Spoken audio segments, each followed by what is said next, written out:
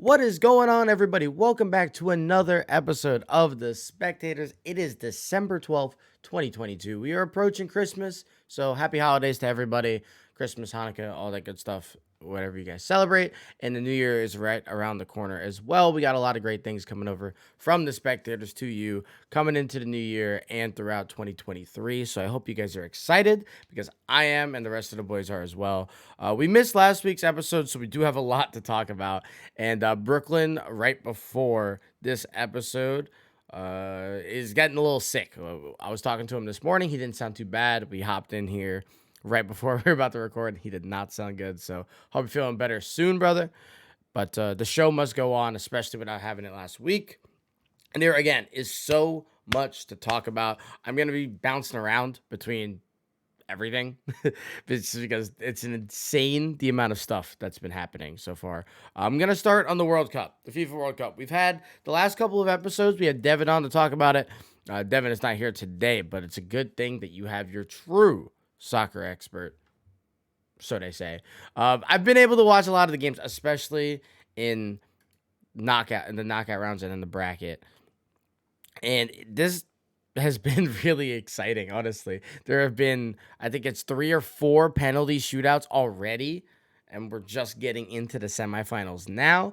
And we have a couple of teams you would expect, including last tournament in 2018, Cinderella in Croatia. They returned back to the semifinals, and they're going to be playing Lionel Messi in Argentina, which Messi is looking for his first ever World Cup in his last World Cup. His first championship in his last tournament. I mean, he's one of the best to ever do it. So he has an opportunity to go out in international play, at least, and on the very, very top, and bring Argentina that championship they've been looking for forever. But Croatia knows how to play and win in the knockout rounds. We saw it in 2018. They won their round of 16, their quarterfinal, and their semifinal game, all in either extra time or penalty kicks. And then the same trend comes into this year. They play Japan, and they wind up wiping Japan in penalties. It was a fantastic match, but then penalties came, and Japan just didn't have it. Croatia beats them in penalties. Then Croatia gets Brazil and Neymar. And this game, if you guys saw it, was absolutely unreal. 0-0 going into extras. Neymar scores a gorgeous ball in the first half of extra time. Croatia comes back, and pretty much after that Neymar goal was full attack mode. It felt like they were going to score. They eventually did put one away to tie it, sending it to penalties. And then Croatia just was not missing early on in pens. And it just started out rough for Brazil. First shot for Brazil was blocked by the Croatian keeper, and it was kind of downhill from there. So Croatia advances on 2 penalty shootout victories. They're playing Argentina. I don't fully know how to feel about that game, because also Argentina won on penalties. They were up 2-0 on Netherlands in their quarterfinal matchup, and the Netherlands scored 2 goals in the last 10 to 15 minutes of regulation to tie it up, get to the draw, and eventually nobody scored in extra time and went to pens. That was an insane game, and I was watching it just hoping it got to penalties. Because after the first Netherlands goal, I was like, oh, the 2-0 curse is really going to happen. The least safe lead of all time is really going to strike fear again. And it almost did. They do give up the lead, but they do eventually push that aside, push through, and get a victory. So they're going to both be in the semifinals. That's going to be tomorrow at 2 o'clock, I believe. Yeah, tomorrow at 2 o'clock. And then we have the other semifinal on Wednesday at 2 o'clock. And so that is going to be between France, who are the reigning World Cup champions and have been looking mostly impressive for a good chunk of the tournament. And then we have Morocco. And Morocco is the story of the tournament. I mean, it's not particularly even close at this point. They were given an incredibly difficult group. And I'm gonna go back and see exactly the scores of all their victories. But they were given a very tough group, and not only do they advance to the knockout rounds, but they win their table, right? They win their table, Then they go into the bracket, and it's first game. They gotta play Spain, and it's like, oh man, this is this is a squad that's won a World Cup before. They're younger than they've been in the past. Like, you'd feel pretty confident about their chances, right? They go take Spain 0-0, beat them in penalties. And they wiped them in penalties. Spain didn't get a goal in penalties, which is pretty unreal, especially for the squad they had. And Morocco in their group, they played Croatia to a draw. They beat Belgium and they beat Canada. So it's not like that was a easy group. I mean, they tied the other team in the semis and beat Belgium, who I believe Belgium was either 1 or 2 in the world coming into this tournament. So they've had a very, very good run so far. They get Portugal in their quarterfinal game against Cristiano Ronaldo, and they blanked them as well. 1-0. Portugal does not score. Morocco has given up a single goal in this tournament. A single goal. And it was an own goal against Canada. It still counts. It still counts. But it was an own goal against Canada. That is the only conceded goal they have done thus far. But they have a very, very difficult matchup against probably the highest scoring team in this tournament to begin with, especially still remaining in this tournament. France has all the momentum. They've won last time. They broke the champions curse by still making it to the knockout round. I know Devin brought that up. Champions tend to not make the knockout round after. Germany had that issue. Spain had that issue. We're seeing if France would follow suit as well, but they do not. And now here they are in the semis. They played a pretty brutal game against England. England looked better for a lot of the game, but it doesn't particularly matter how much better you look if you don't finish your chances. England missed a penalty. They missed a couple of other chances. And then Olivier Giroud and Mbappe just put away absolutely gorgeous goals. 2-1. France gets the win over England. And England is, you'd feel good about their World Cup. Again, they had a great run, but there's always something a little left to be desired for England and the England side. And missing a penalty that probably would have sent this to extra time is definitely disheartening for them. But losing to the champions is no, it's not a shame, right? It's definitely not a shame. So looking forward to these games. Again, we have Argentina, Croatia on Tuesday, France, Morocco on Wednesday. And then we have the final is on 12/18. So 12/18 is probably on Saturday. I can look real quick. It's on Sunday. So Sunday is the World Cup final. So be on the lookout for that. That's probably a good reason. I know there's some NFL action happening on Saturday next week. That's probably why.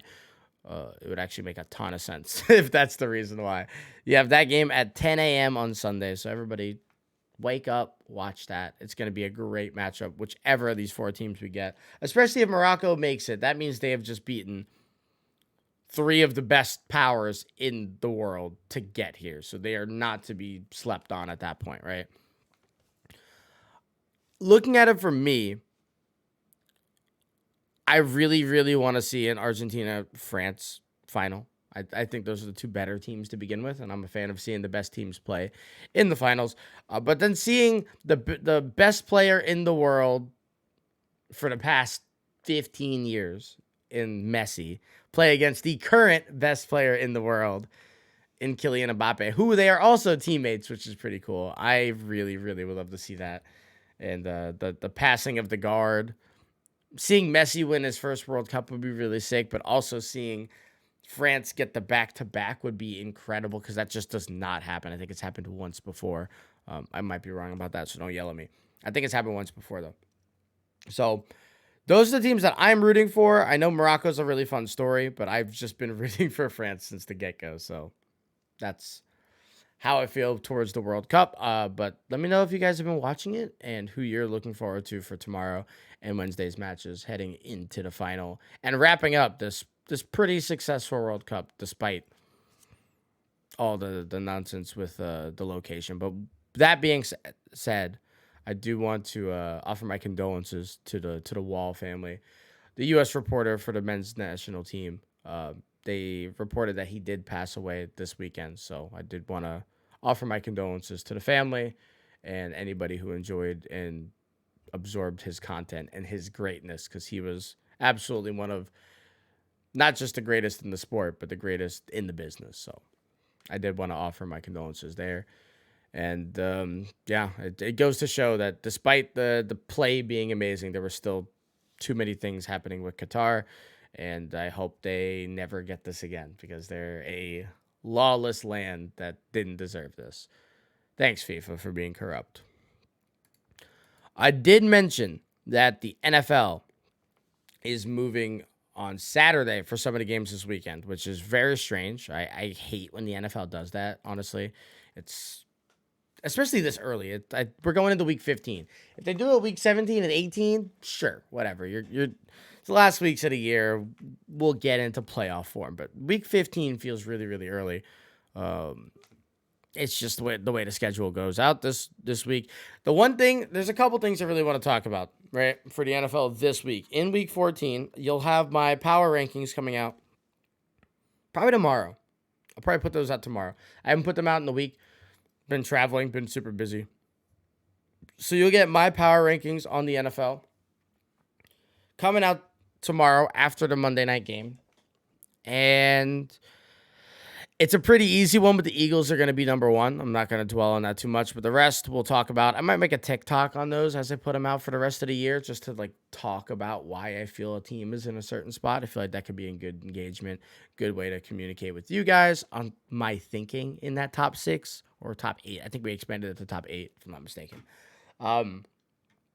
But what I do want to talk about is Brock Purdy and the 49ers. And if there's anything that I've found out over the years, it's that it doesn't necessarily matter who's manning the helm over there in San Francisco. And I mean, we've seen this for the better part of a decade now, right? It was Alex Smith. The 49ers were fantastic. Then it was Colin Kaepernick. They seemingly got better, right? And these are just moving on quarterbacks, right? Then eventually they move on to Jimmy Garoppolo. After a couple of down years, they had to retool a little bit. They get Jimmy Garoppolo. They wind up back in the Super Bowl. And they've been a very, very good team in the NFC for 5 years now. They built it on their defense. They built it on a zone run scheme. And now they go draft a quarterback high in the draft. He gets hurt. They have to bring back Jimmy G. He gets hurt. Brock Purdy, Mr. Irrelevant. And I think that's not like loud enough, right? Mr. Irrelevant. He was the last pick in the draft this season.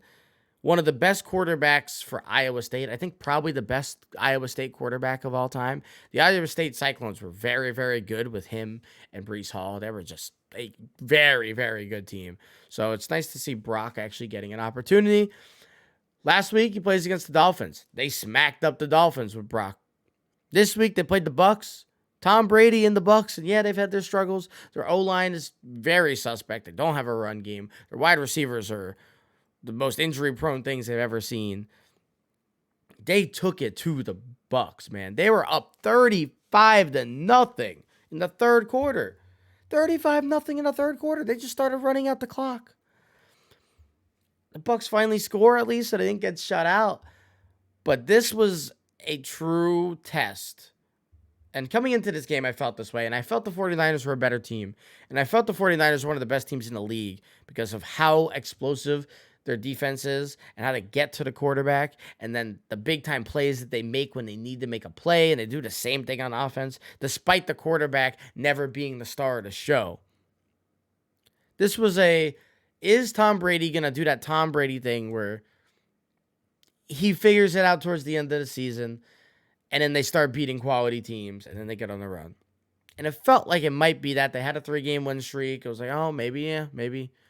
But they came in, and they played one of the 4 best teams in the NFC and got absolutely embarrassed by a third-string quarterback. Christian McCaffrey looked amazing. Deebo Samuel got hurt. Apparently, that's just a high ankle sprain. There are questions. As much as I'm praising the 49ers coaching staff right now, there are a lot of questions toward that staff. They just seemingly do not treat their skills position players with any sort of care. They want to get the runs. They want to get the yards by like any means necessary, seemingly. and rushing Debo when he asked not to be rushed, and then he gets clobbered and looked like he might be out for a long period of time. They say it's a high ankle sprain, which is the best news. So hopefully Debo is back sooner than later. But I mean, you've seen every season they lose a running back or two, and they wind up going down a running back, and it's like, man, why do they keep getting hurt? Putting yourself in harm's way is definitely something that contributes to that. But the Niners now are 9-4. They're in first in that division. They're probably going to win it, especially because the Seahawks lost yesterday. That was the one true competition. The Seahawks had looked really good overall, but the last couple weeks they have definitely sputtered out. Niners are on a 6-game win streak, by the way. Don't sleep. They were 3-4, and now they are 9-4. Who would have thought the Niners get hot, right? Everybody. Absolutely everybody. So they are, I think, currently the 4 seed in the NFC. The Vikings and the Cowboys are flip-flopping between the other spots. And the other great game that happened yesterday, and it was less of a great game, but it was really, really big for media. Really, really big for media. Now, if you guys have been paying attention to like NFL Twitter and like NFL drama, there's been this saying going around that Justin Herbert is a social media quarterback. And it's one of the most ridiculous things I've ever heard. It's definitely just saying it because they're sick of hearing how good Herbert is. And they're not like watching film or like watching the throws that are just impossibly difficult that this guy makes. So there was this feeling that people were like, well, Justin Herbert, yeah, people claim he's so good, and he's so good, and he's so good, but the Chargers keep losing. Why do the Chargers keep losing if Herbert's so good, is what everybody was saying. And it's like, guys, let's take like 2 steps back here. Let's take 2 steps back, right? Keenan Allen is perpetually hurt. He's the best wide receiver there. He's perpetually hurt. Mike Williams is like a step behind him in injuries, right? They are Tweedledee and Tweedle injured when it comes to not playing consistent minutes, right? Then their best offensive lineman and Slater, who they didn't have for the first season, but Herbert was there, comes in. He was fantastic last year. He's hurt, out for the year this year. Darn. What happens when you lose your best offensive lineman? More pressure comes to the quarterback. It's weird how that happens. So Herbert's been playing under duress all year without his 2 best receivers. They might have the worst defense in the NFL. And I think these are all coaching issues too. I mean, obviously injuries you can't control. But I think like Staley is one of the worst coaches in the league. And their defensive schemes are not great. And they make really questionable coaching decisions like far too often. It's a little ridiculous how often these errors and miscues come from the head coaching and play calling. And watch the Chargers game, you'll know what I'm saying. In this game, the Dolphins played the Chargers, and they've mostly been connected because Tua and Herbert were drafted super close to each other. The Dolphins took Tua over Herbert, and with how well Tua's been playing this year, and he definitely has had a solid year, people were like, oh man, Tua's just better now after just like the 1 year where Herbert's been fantastic for his career to this point. Tua goes 10 for 28, only 145 yards. Much of those yards come off towards the end of a game, kind of a broken play where Tyreek Hill just kind of does Tyreek Hill things. He makes a guy fall, runs, gets a touchdown, gets a score. Tyreek Hill is also just one of the best ever. I saw a stat that was Tyreek Hill's the first player in the Super Bowl era to have a rushing touchdown, a receiving touchdown, a kick return, a punt return, and a fumble recovery touchdown in his career. The first ever, which makes sense because how often are offensive players getting fumble recoveries? Not very often, but that is a really cool little tidbit. So shout out Tyreek, just one of the best playmakers ever. But Tua, again, 10 for 28, 145 yards. Most of those yards coming from that one Tyreek play down the seam. Herbert, 39 for 51, 367 yards. He was sacked twice. He probably could have been sacked 5 or 6 times if you were watching this game. And if there's anything that Justin Herbert's good at, it's not throwing meaningless interceptions, because he'll throw an interception, but they're never like stupid plays. It's like a broken play or like wide receiver went left and type of stuff, just completely broken plays. And he never gets sacked. He is somebody who, despite how bad his O-line is, breaks out and is so elusive because he's sneaky athletic, as the kids like to say about the quirked up white boy quarterbacks. He's sneaky athletic, and he gets out of these sack situations, and he makes plays, and he extends plays like nobody else that we've seen since prime Aaron Rodgers and then Patrick Mahomes. And he does these things that only those handful of quarterbacks do. The Mahomes, the Brady's in his prime, the Rodgers in his prime. Like, he does things like that. Even Joe Burrow's starting to do some of those things now.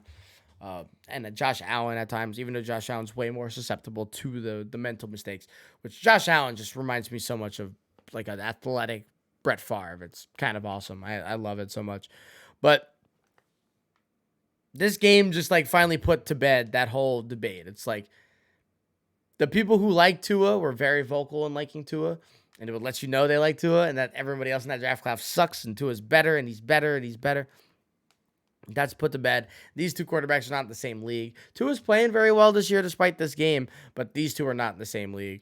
It is an echelon with the top quarterbacks, and then there's wherever Tua is not in that. And so I'm happy we can put that to bed. Thank you, Justin, for playing that way and proving you're not just a social media quarterback. And then you win a game. You went and win a game. Now the Chargers are realistically still in the playoff hunt, which is shocking, again, despite all the injuries. They're the most injured team we've ever seen, besides like the Ravens last year. They're in the hunt. Let's find out if they are actually in the playoffs right now. They are. As of this current moment, they are the 7 seed because the Jets lost yesterday. So they would be the 7 seed right now. And they're 1 game back of the Dolphins. So it's not even like that's even out of the realm to move up another spot. So that'd be pretty good, because if you get out of the 7 seed, you don't have to play the Chiefs. And that sounds really good to me, eh? Well, I guess maybe not the Chiefs. Chiefs might not be the one. Chiefs might get the 1 seed because they're tied with the Bills. There's a lot going on in the AFC. It's kind of fun. Playoff picture is a really good opportunity to talk about next week when I have another partner here. We'll talk about the playoffs, and next week we'll probably talk about like MVP and stuff like that. So, as we get into week 15, those awards start to really clear themselves up. We got a couple favorites. Jalen Hurts looking kind of good. Patrick Mahomes looking kind of good. I wish it wasn't the quarterback award, but because Micah Parsons might be in that conversation. If you can get a defensive player there, he might be right there. So that's we got a lot to look forward to for next week. Again, when we have another partner here, we can bounce some ideas off and get really into the nitty-gritty of the NFL season. I do also want to say wishing for the best and prayers and all that for Mississippi State head football coach Mike Leach, the former Washington State head coach. Apparently he had a heart attack, is what they're saying, on Sunday, and he's in critical condition. So we're hoping for the best for Mike Leach. He's one of the best coaches in the country. He's one of the best, like, low-tone personalities in the country, and he's a fantastic coach. And from everything I heard, he's a fantastic person. So we're sending our thoughts to the Leach family and hoping for the best on that. College football playoff is coming up, which means we just got the Heisman this week. Shout out to Caleb Williams and Lincoln Riley. We got to put Lincoln Riley in that conversation as well. They both transferred to USC. Caleb Williams just has an unbelievable year. Oh, my God. I will say the Heisman has felt a little flat the last couple of years. I don't know if that's just me. You guys tell me. We had such a good run of Heisman with like Jameis and then Mariota, and then we had Manziel in there, and we had RG3. Like, we had a really, really good run of like really fun Heismans and like Heisman races. And the last couple of years, it hasn't felt that way. Devontae Smith was fantastic when he won it. The Alabama quarterback, Young, won it last year. Now we get Caleb Williams. I think Caleb Williams is amazing. I think he's going to be an amazing quarterback in the NFL too. But he's not going this year, so that's a video for a year in advance from now, but when he becomes draft eligible. But shout out to Caleb, getting USC its first Heisman since Ryan Leaf. I don't think we're counting Reggie Bush. Obviously Reggie Bush. But, USC's getting back to the program that is the blue blood in this sport. And Caleb is a big part of that. So big shout out there. Shout out to the Pac-12 for like another year before USC leaves the Pac-12 eventually, but we'll take it while we got it, right? And then we're going to move over to baseball real quick. We had a lot of crazy stuff happen in baseball over the last year. And I think it's just super important to kind of get into, right? The New York Mets are spending $70 trillion. They're going to be at like $500 million for this coming year. That's just unreal. They signed Justin Verlander to 2-year, $87 million deal, which is crazy. The Cy Young Award winner leaves the Astros, which I did not think he was going to do. But when you're making $43.5 million, I cannot blame you. They go get Brandon Nimmo, 8 years, $162 million. That is an unreal deal. But I think he has like the 4th highest on base percentage over the last like 5 years. So there's super good value in him. Edwin Diaz, 5-year, $102 million, the biggest deal for a reliever currently in the league. A lot of money, over $20 million a year for Edwin. Shout out to the Trumpets. He had a great season. I don't see that contract ending well, but relievers never do, right? They also get Jose Quintana, 2-year, $26 million. That's the best deal they got in terms of value. David Robertson for $10 million. And then they get the Japanese player Kodai Senga for a 5 years, $75 million deal. That's an interesting one. I never know how to evaluate the international players, and I've never enjoyed giving them a whole lot of money. Always felt a little bit odd to me, but 5 years, we'll kind of see how that winds up working in the future. Another great deal. The Philadelphia Phillies snag the Dodgers shortstop Trey Turner, probably the best shortstop in baseball. Trey Turner apparently turned down a ton of money from the Padres, extra money to go to the Phillies. He wanted to be reunited with Bryce Harper. Apparently his hitting coach that made his swing the way it is today is over there in Philly. So they're reuniting as well. Trey Turner joins the NL East yet again, and he will be joining the World Series or the National League champions and hopefully making them a little bit better. They needed a little bit more depth in that lineup, and some speed will be really, really nice. Trey Turner is just a fantastic player. 11 years, $300 million is a lot of money, though, especially for a guy who relies on speed. Who knows how much that speed will hold up? I don't know. They also got Taijuan Walker, 4 years, $72 million. The Phillies are spending money, man. The Phillies are spending money. They have $1 billion wrapped up between Bryce Harper, Kyle Schwarber, Nick Castellanos, Trey Turner, and JT Realmuto. $1 billion. It's a lot of money. It's a lot of money between 5 players, but that's how it goes. And I mentioned the Padres. The Padres have been offering anybody and everybody the bag. They offered Trey Turner. I think they offered him 400 or 360. I think I'm thinking Judge numbers. I think they offered him 360. He said no. Then they offer Aaron Judge $400 million. He said no. $400 million. Apparently it was 410, I think was the number that came out that he declined from the Padres, which is just mind-boggling. Then they go and get Xander Bogaerts, 11 years, $280 million. And apparently the way this deal went was the Red Sox, who have seemingly fumbled the bag in every possible way since changing GMs a couple years ago, we're having horrible trade negotiations with their best players. Xander Bogaerts is the best player on the Red Sox. He was. He's no longer. Obviously, it's Devers now. They were offering him like $160 million, like in like half the years, and Bogaerts like, no, dude, I wanna sign this and never do this again. And they're being disrespectful. The Padres went up to him. They're, hey, Xander, we want you. How's 280 sound? He was like, oh yeah, cool. It was a done deal, is what apparently they were saying. He appreciated their like straightforwardness in it, so that was pretty nice. So the Padres have a whole debate and a deal to go through now because Xander is a shortstop. He can play second base. He did play, or no, he didn't, because Trevor Story played second base last year. So he's a shortstop. So is Fernando Tatis Jr. He will be coming back after about 20 games from his suspension from PEDs. What's going to happen there is Bogart's going to go to second. Is Xander, or is Oh, is Xander going to go to second? Is Tatis going to go to second? Is Tatis going to go to left field, right field, center field? I don't really know. Is Tatis going to get traded? I think that's a possibility. There's a lot of like moving parts with this, but they do have a middle infielder of the future, 11 years to be exact. The Padres are aggressive and they want to win. So shout out to them. Mitch Haniger signs with the Giants. I think this is a super underrated deal. 3-year, $43 million. Mitch Haniger is a dog, and he's a really, really good right-handed hitter. I think he's going to be amazing for them. They also re-signed Jock Peterson. Great deal. What else happened? Wilson Contreras leaves the Cubs to go to their arch rival Cardinals. I always think it's super interesting when teams go to the direct rival. And Contreras apparently said when he watched Pujols hit 694, I think it was 694 or 696, that he watched the home run and felt the crowd reaction. It was like, man, it would be really cool to be a part of that organization. Is what they're saying. I don't know how true that is. It was a quote. Well, who's to say?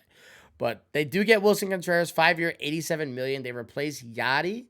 Not an easy thing to do, but Wilson Contreras is one of the best catchers in the game. And Yachty was certainly not that at this point in his career. So they definitely get an upgraded catcher.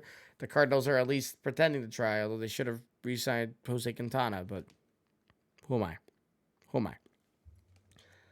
Aaron Judge signs one of the biggest deals ever. And he remains a Yankee. He's going to be a Yankee for the rest of his career, most likely. 9-year, $360 million. That is an insane amount of money. The extra year from 8 to 9 is the thing that got it done. The Yankees were offering 8 for $320. He got the 9 for $360. He wanted that extra year. He's going to be 40. It's either 40 or 41 when this contract ends. And he'll be a Yankee for life unless any trades go on towards the end of his career. This was a big deal for the Yankees. And Judge just had an amazing MVP season. I doubt he ever repeats this season. So let's not base the rest of his time as a Yankee based off of 2022. He had 62 home runs and he was, a good hot last week of the year away from winning a Triple Crown. So let's not do that. But he is the heart and soul of this team. By the time they finish all their signings, he'll probably be announced as the Yankee captain, which they haven't had a captain since Jeter. And that's a really big deal in the Yankees organization. So shout out to Judge going back to New York. It looked like the Giants were going to be a thing there. We got the pump fake news that he was going to be a Giant. Arson Judge will forever be immortalized as a San Francisco Giant for 5 to 7 minutes. So shout out to that. And then the last really big news is the Texas Rangers. Last offseason, they put so much money. I can't remember the numbers, but they put a lot of money and a lot of years into their middle infield of the future. Corey Seager and Marcus Semien, who both had weird years. They started out horrible. Both got hot. Both ended the year pretty darn well, if you ask me. Middle infield, that's done. They still need a lot of stuff. Martin Perez was a fantastic pitcher for them. They re-signed him for a 1-year, $19 million deal. So that was their ace. Now they get a real ace. Andrew Heaney, I'm kidding, signs a 2-year, $25 million deal with them as well. They're really filling out the bullpen, or not the bullpen, the rotation, but they're going to have a lot of rotation options because those two are starters. Then they have Dane Dunning, who looked good at times. They have Glenn Otto, who looked good for them at times. And then they went and got maybe the best right-handed pitcher of our generation in Jacob deGrom. 5 years, $185 million. DeGrom leaves the Mets, who apparently he did not have any conversations with. He told his agent he did not want to talk to them. Apparently he was cold towards his teammates towards the end of his tenure. It all makes sense, right? It all makes sense. DeGrom pretty much said at the beginning of the year, not directly to anybody, but that's what the streets were kind of clamoring about, is that he wanted out of New York. 5-year, $185 million to the Texas Rangers. It's a lot of money for DeGrom. He's getting older. He's had a lot of injury stuff in his career. But when he's healthy, he's the best pitcher in baseball. It's a pretty simple fact.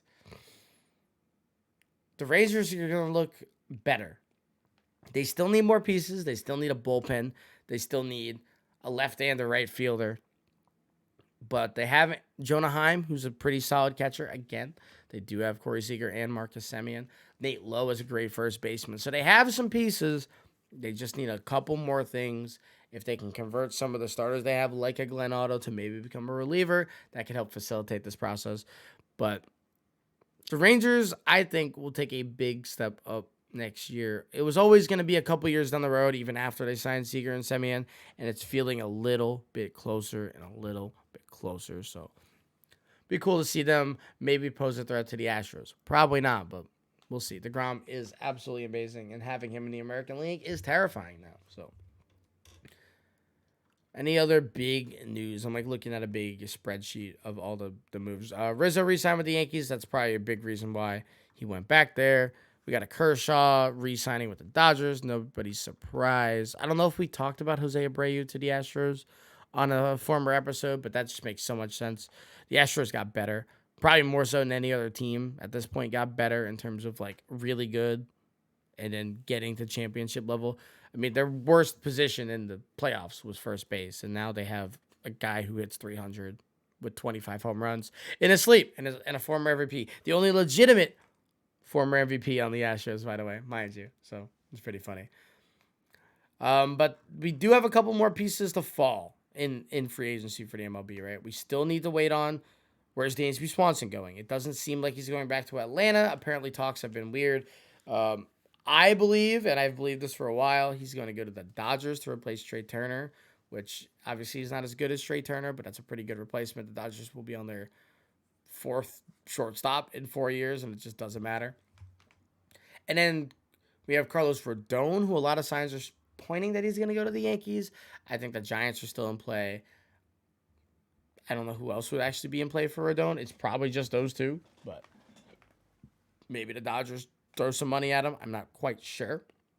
And then we have Carlos Correa. And Carlos Correa is still one of the biggest free agents.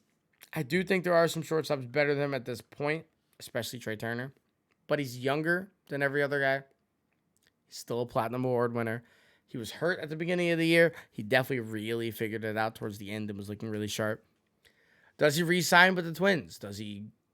Apparently, the Yankees might be in on him. Apparently, the Dodgers might be in on him, but then they weren't because the fans don't want him. The Red Sox could be a team that looks at him. I think the Cubs are a serious contender for him. The Cubs would absolutely spend that money. And the Giants are also probably going to be in that mix as well. There's only a handful of teams that can afford a guy like Carlos Correa and a guy like Carlos Rodon and, the Trey Turners of this world. And Philly already got their Trey Turner, and the Padres already got their Xander. So those are two of the big spenders out of the mix. I'm looking at the Cubs. I'm looking at the Twins. Those are my two favorites for Carlos to land. So that's how I'm feeling about the rest of the big free agency. I'm going to be making a big video talking about the money so I can have more time to research that and put it in a condensed short form visual way for you guys to see and assign money to a name and a face. So keep an eye out on that for our YouTube. We're going to be doing a lot more video essays coming in to the new year and going through 2023. So if you guys are interested in baseball and probably basketball and football video essays, I imagine we'll keep it to those three. At least in the ones that I'm creating. If any of the other boys are making some, then we'll let you guys know. We'll get that out there. Hopefully you guys watch and enjoy all that. But we'll be getting some video essays out there and just deep diving into some sports and some cool moments in sports and some cool things and money and all that type of stuff that makes sports as entertaining as it is, and try and encapsulate that as much as we can in those videos. So be on the lookout for that. I appreciate you guys if you stayed with me watching this episode. I know it's just me, so you're probably tired of my voice at this point. And if that is true, then I'm happy you're here regardless. And I love you, and I hope you guys have a great rest of your week.